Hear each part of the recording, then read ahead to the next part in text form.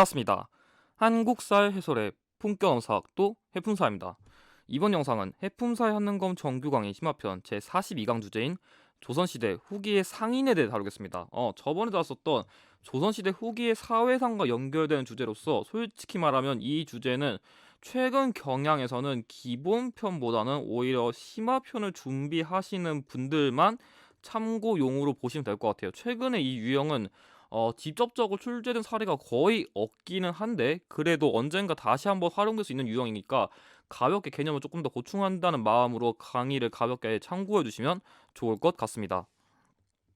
그럼 강의 시작하기 전에 이론 강의 관련 공지사항 전달드리면은 강의 내용은 공유, 전달, 필기 모두 가능하지만 출처는 가급적 꼭 남겨주시고 상업적 이용 내지 영리적 이용은 자제 부탁드리며 강의 시작하도록 하겠습니다. 자, 42강 주제 조선시대 후기의 상인입니다. 시기의 경우에는 사실 제가 후기라 적어놓긴 했는데 아주 넓게 잡으면 조선시대 전반까지 됩니다. 왜냐하면 조선시대 전기부터 사실상 원래는 후기에 사실상 상인이 많아지긴 하는데 전기 때부터 사실상 희전 상인이 어느 정도 활동했던 걸 감안해가지고 제가 일부러 이렇게 적은 겁니다. 그러니까 사실상 후기가 맞긴 맞는데 얘 때문에 제가 일단 전반으로 잡아놓긴 했습니다. 난이도의 경우는 솔직히 어려워요. 왜냐하면 각 상인과 관련된 키워드를 정확하게 암기하셔야 되거든요. 그래서 다른 파트에 비해선 여러분들이 조금 암기 파트라고 생각하시면 될 것 같습니다. 대신 출제율은 정말 낮아요. 최근에는 이 유형에 대한 출제율이 거의 없거든요. 그래가지고 솔직히 만약에 이거는 여러분들이 앞으로 어떤 시험에 나올지도 장담이 안 돼가지고 일단 조선시대 후기의 사회상 유형을 조금 더 주목하고 내가 만약 만점까지 대비하고 싶다면 이 유형까지 공부하시는 것을 추천드립니다.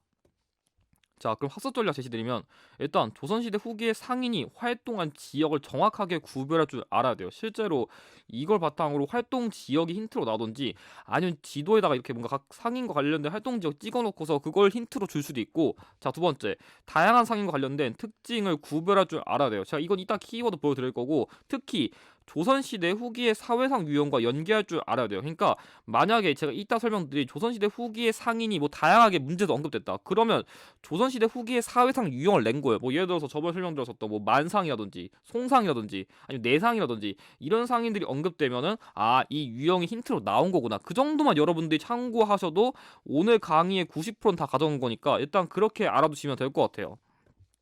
그래서 문제 또는 정답에서 조선시대 후기의 상인과 관련된 키워드가 언급되고요. 그리고 각 상인의 활동지역 연계에서 문제를 출제할 수 있는 게 포인트고, 특히 조선시대 후기의 상인들은 이 조선시대 후기의 사회상 유형의 대표적인 힌트로 언급되던지 아니면 선지에서 이게 나올 수 있으니까 그 점을 참고하시면 될 것 같습니다. 자, 그러면 각 상인과 관련된 핵심 키워드는 제가 이렇게 딱 제시드릴 건데 오늘은 여러분들 여기 있는 강의 내용만 다 외우시면 끝이에요. 그래서 일단은 제가 각 상인별로 이런 식으로 괄호로 이렇게 활동 지역을 다 적어놨으니까 이 상인들은 이런 데서 활동했구나, 그 점까지 여러분들이 암기를 해두셔야 됩니다. 첫 번째, 객주 및 여각. 이 객주 및 여각이란 건 지금으로 치면은 말 그대로 여관과 비슷한 거예요. 그래가지고 약간 좀 숙소? 숙박업? 이런 거 해가지고 일단은 기본적으로 이 객주 및 여각이 있는 데는 포구라 해가지고 말 그대로 배가 드나든 곳, 일종 항구 근처 이런 데 근처에 많이 위치해가지고 대표적으로 뭐 금융, 숙박업, 중개 등을 담당하는데 여러분들이 특히 외우셔야 되는 건 이 숙박업입니다. 그냥 약간 지금을 치면 약간 숙소, 여관업 이런 거 생각하면 돼요. 뭐 지금의 게스트하우스라던가 뭐 그런 거라 비할 수 있겠죠. 뭐 호텔도 될 수 있고. 아무튼 두 번째, 경강상인. 이 경강상인이란 거는 강상이라고 이렇게 이름을 따서 부르는데 이 경강상인이란 거는 말 그대로 이 한강 주변, 그러니까 약간 좀 그 한강 그 약간 좀 강 주변에 이렇게 위치해가지고 이 한강을 중심으로 해가지고 운송업을 좀 담당하는 상인이 경강상인이에요. 그래서 여러분들이 강자를 보고서 이게 한강 쭉 타고서 이렇게 뭔가 운송 같은 거 업무를 담당하다, 그렇게 이해하시면 좋을 것 같습니다. 자, 다음 내상. 이 내상의 경우에는 부산 지역에서 주로 활동한 상인인데 이 동네가 지금의 약간 부산 근처에 있는 그 지역이거든요. 그래서 이 동네를 거점으로 활동해가지고 외관을 중심으로 일본과 무역한 게 내상이에요. 그래서 만약에 기초에서는 내상이 언급되면은 뭔가 특정 외관이라던가 아니면 일본과 뭐 개시 또는 후시무역, 그러니까 개시무역은 공무역, 후시무역은 사무역 또는 밀무역 이런 게 나와요. 그래서 여러분들이 그럼 혹시 조선시대 후기 사회상에서도 이런 식으로 뭐 내상과 만상의 활동지역을 잘 구별하나 이런 게 궁금할 수 있는데, 그거는 솔직히 제가 보기에는 상인 유형, 그러니까 이 상인에 대한 특정 유형 직접적으로 나올 때 아니면은 구별하지 않아도 돼요. 그냥 이게 나오면 그때는 그냥 조선시대 후기 사회상 그렇게 함정파진 않거든요. 그래서 이런 거는 여러분들이 이 상인 유형에 한해서만 구별하시면 되고, 조선시대 후기 사회상은 그렇게 뭐 딥하게 안 내니까 그런 점까지는 고민 안 하셔도 됩니다. 자, 다음.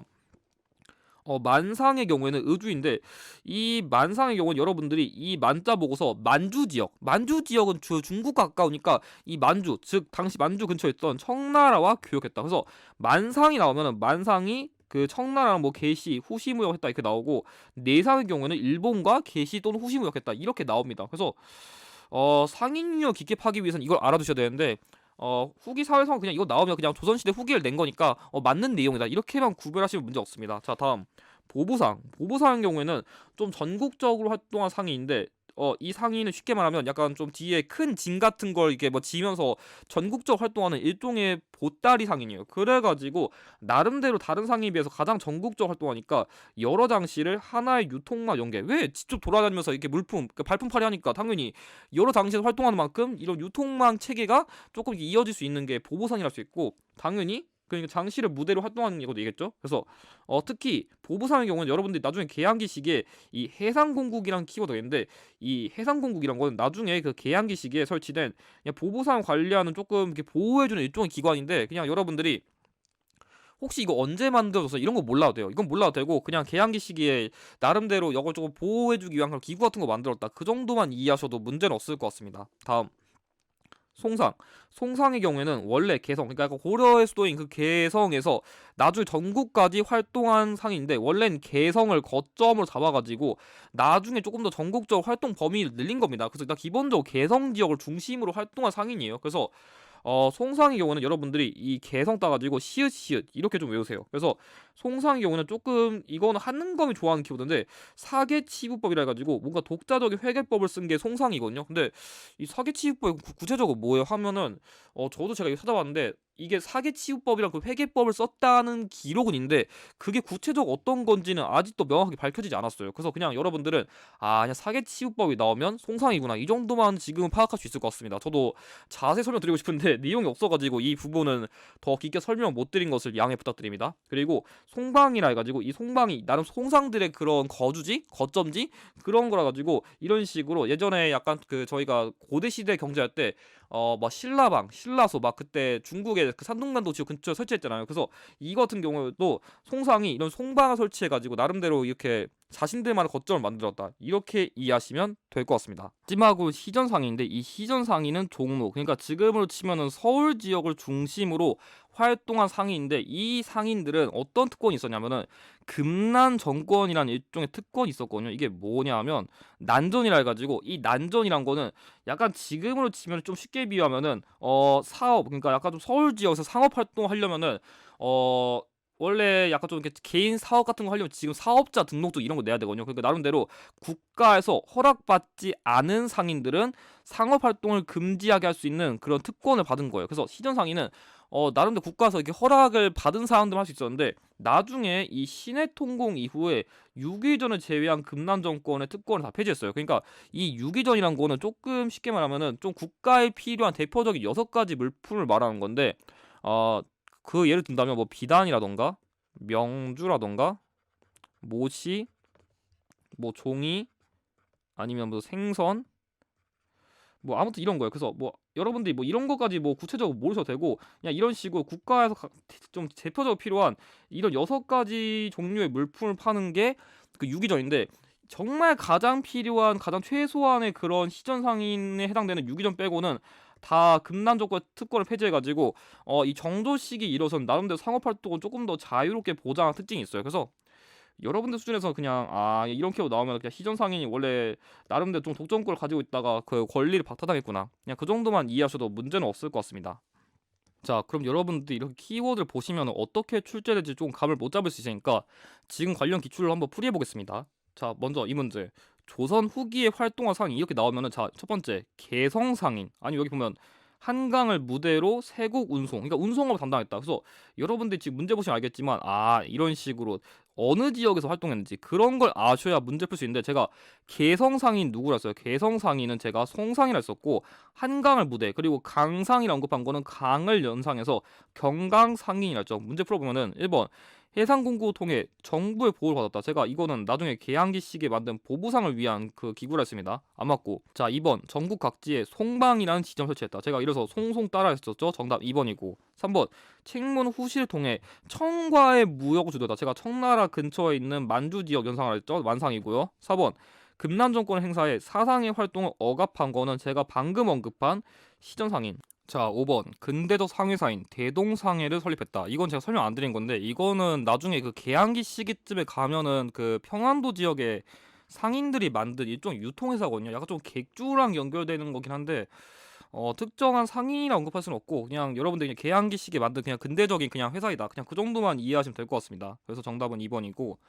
자, 우측 문제 보면은, 자, 이런 식으로 제가 얘기했듯이 이렇게 여러분들이 각 상인들이 어느 지역에서 이렇게 활동했는지 이렇게 좀 지도로 좀 여러분들이 키워드 잡아놔야 문제를 풀기 쉽습니다. 자, 보겠습니다. 1번 책문 후시를 통해 대외 무역 종사했다. 제가 뭐 만상이든지 내상이든지 뭐 개시무역, 후시무역 한다 했었죠. 일단 문제 없습니다. 만상이니까. 2번 신해통공 이후에도 금난 정권을 행사했다. 자, 제가 이거 언급한 거는 6.2 전이죠. 이 유상이란 거는 그냥 평양 지역에서 그냥 활동한 상인이다. 그 정도만 아시면 되는데, 어쨌든 간에 이 금난 정권이라는 게 언급되려면 시전 상인 중에서도 6.2 전이 해당되기 때문에 정답은 2번이고요. 3번 사계치우법이라는 독자적인 회계법을 창안했다. 자, 제가 그래가지고 송상 대표적인 빈출 키워드가 사계치부법이라 했습니다. 맞고요. 4번 경강상인 한강을 중심으로, 제가 강강 따라서 했죠. 맞죠?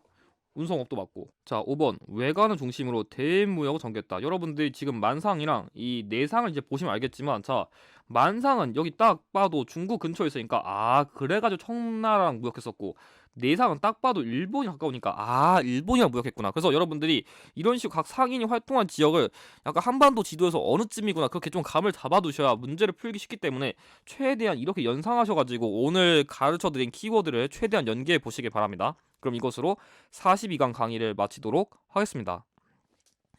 이번 강의에서 활용된 기출의 출처는 다음과 같습니다. 그럼 강의 보시냐 수고하셨고, 다음 43강은 조선시대 후기의 조세개혁에 대한 내용을 다루도록 하겠습니다.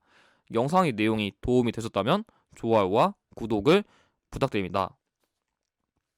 감사합니다.